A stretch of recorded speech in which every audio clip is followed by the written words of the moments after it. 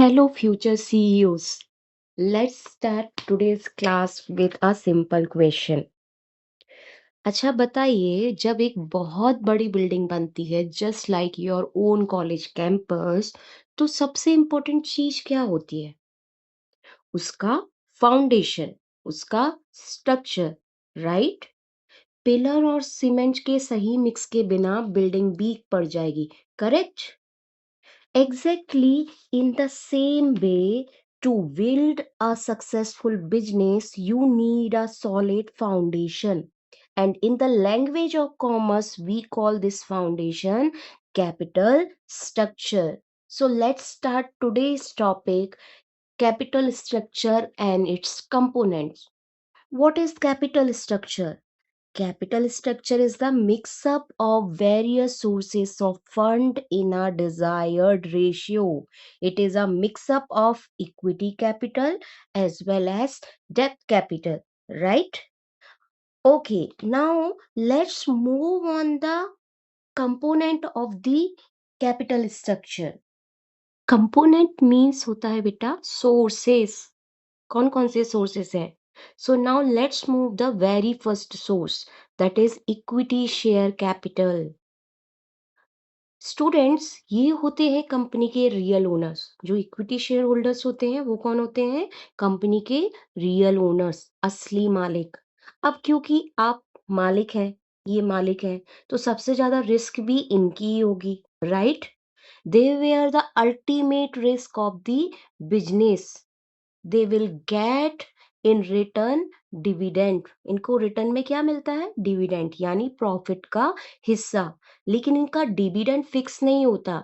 ये कैसा होता है? ये फ्लक्चुएट होता है। मींस प्रॉफिट ज्यादा हुआ तो डिविडेंड ज्यादा मिलेगा, प्रॉफिट कम हुआ तो डिविडेंड भी कम मिलेगा। और याद रखना, एज अ ट्रू ओनर इन्हें सबसे आखिर में पैसा मिलता है, बाकी सबकी पेमेंट क्लियर होने के बाद। Moving to our second component, preference share capital. As the name say itself, preference. These shareholder get a little bit BIP treatment in the company. How? They have a two special preferential right. First, they get their dividend before the equity shareholders, and they get it a fixed rate of dividend. No tension of fluctuating profits. Second, if tomorrow's the company is wind up, meaning it has to shut down permanently, their capital is returned to them before the equity shareholder. It is the safe and secure.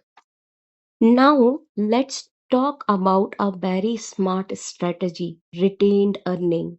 Your textbook call this concept the plugging back of profit.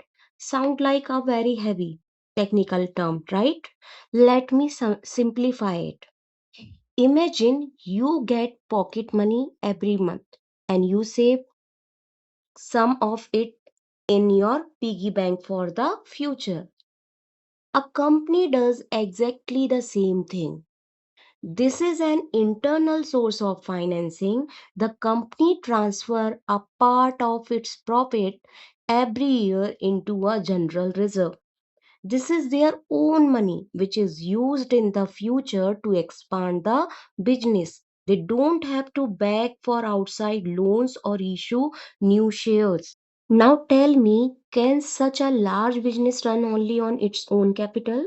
Answer is no. When you want to expand your business or company, you have to take loans. This brings us the final piece of our puzzle, borrowed capital. Let's quickly look at its two main types. Number one is debenture. When a company needs to borrow money from the general public for a long time, it issues debenture. Debenture is the acknowledgement of its loan. Second one is term loan. Just like we take a bank loan for a new house or a car, a company goes directly to bank or financial institution for big project. These institutions provide funds for a specific time period, and they carry a fixed rate of interest that the company has to pay regularly. Now conclude our topic. A strong capital structure strikes a perfect balance between own capital and borrowed capital. Own capital means more control but more risk, while borrowed capital brings the tension of mandatory fixed interest payment. A perfect mix of both is what creates a successful company. I hope these components are absolutely clear to you. So keep learning, keep growing. Thank you.